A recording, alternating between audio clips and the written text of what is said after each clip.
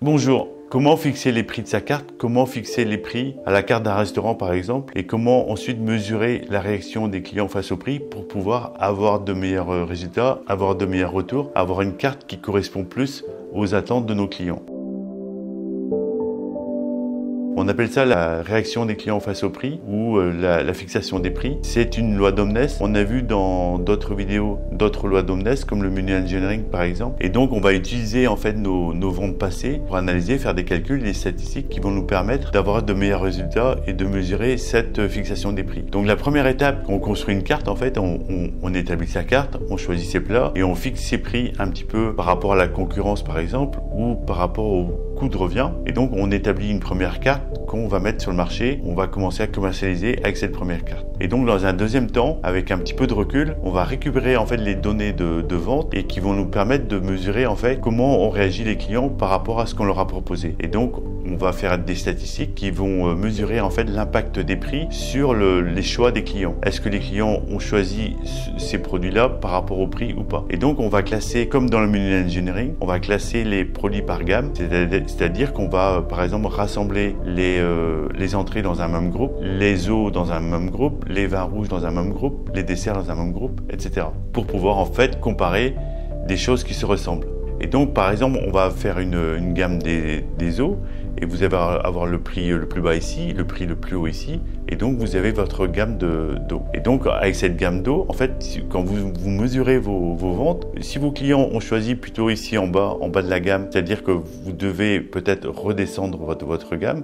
Si j'en choisis plutôt en haut de la gamme, vous allez remonter votre gamme. Donc je vais vous expliquer ça sur un dessin, ça sera beaucoup plus facile à comprendre. Et donc après, on va combiner en fait ces analyses avec par exemple le menu engineering pour pouvoir faire évoluer notre carte en combinant toutes les lois d'Omnes en même temps qui vont nous aider en fait à faire de meilleurs choix. Par exemple, si on sent qu'on doit remonter notre gamme, on va regarder aussi avec le menu engineering quels sont les plats les plus populaires et les plats qui nous rapportent le plus pour pouvoir faire des choix plus judicieux. Pour les calculs, je vous renvoie vers un lien dans la description. C'est un lien vers un article qui vous explique comment calculer cette réaction des clients face au prix. Je vous renvoie vers cet article pour plus d'explications. Donc voyons tout de suite sur un dessin comment est-ce qu'on mesure tout ça. Donc nous voici sur l'écran. Donc pour fixer les prix, en fait, on va prendre un exemple ici d'entrée. On a 4 entrées. Donc ils vont d'une assiette de charcuterie à une assiette de foie gras. Et donc ils vont de 8 à 15 euros. Et donc ça c'est notre première proposition. Donc on va voir comment réagissent les clients. Donc ici, si on a une majorité de ventes qui sont en bas de la gamme, c'est-à-dire qui ont pris plutôt à 8 ou 10 euros, en fait on va faire évoluer notre carte en ajoutant plus de produits moins chers. C'est-à-dire qu'on va supprimer par exemple le foie gras et on va rajouter une entrée ici en bas. Si par contre la majorité des ventes sont plutôt en haut de la gamme ici, donc soit à 15 soit à 12, on va supprimer peut-être l'assiette de charcuterie et rajouter un plat plus cher ici. Donc voilà comment vont se faire les calculs. Donc voyons maintenant sur l'application Koos ce que ça donne. On va voir comment analyser cette fixation des prix. Donc on va dans les indicateurs clés toujours. Et donc ici je vais prendre sur une période.